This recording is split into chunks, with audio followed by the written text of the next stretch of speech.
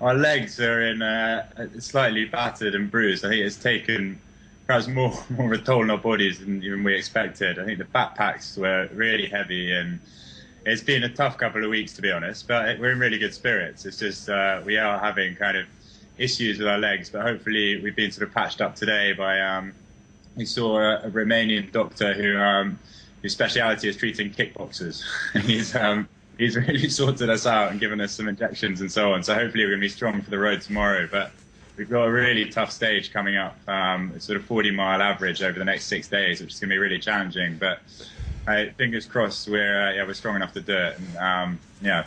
And tell us about the accommodation you've been getting accustomed to. I gather you've got you've had some company overnight you weren't really expecting.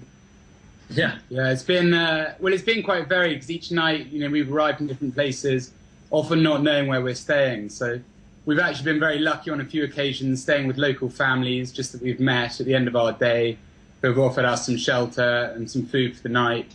A couple of nights in the west of Ukraine, we actually wild camped out, where we found some shelter. So it's been quite an adventure in that regard as well. Weren't there some dogs involved somewhere? Yeah, there've been lots of wild dogs, and actually the other thing we realised is not the best adventurers. We realised that we only packed a 2-man tent when we thought it was for the cameraman and one other.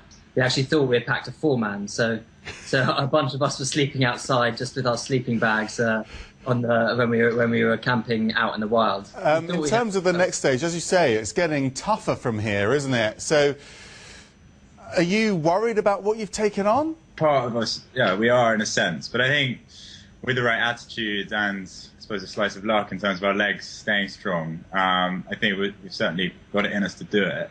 But it will be a real challenge. The next stage, in fact, the next 2 stages, the daily mileage just increases a lot. The terrain's a lot tougher. It's beginning to come up to mountains, and I think it's going to be a really big test. And obviously, there's an unknown element to it, so none of us know how our body's going to react to that. But I think, we support each other really well, we have thus far, and hopefully, although we're carrying some knocks, we've also built some strength over the last 2 weeks, and that'll stand us in reasonably good stead to at least give it the best shot we can. And it's all about awareness, isn't it, as much as sort of completing this as a personal experience. So in terms of the campaign and why you started all of this, so what sort of progress do you feel you've been making? Well, I think actually, to be honest, that's been one of the most exciting things about the journey, all along the way.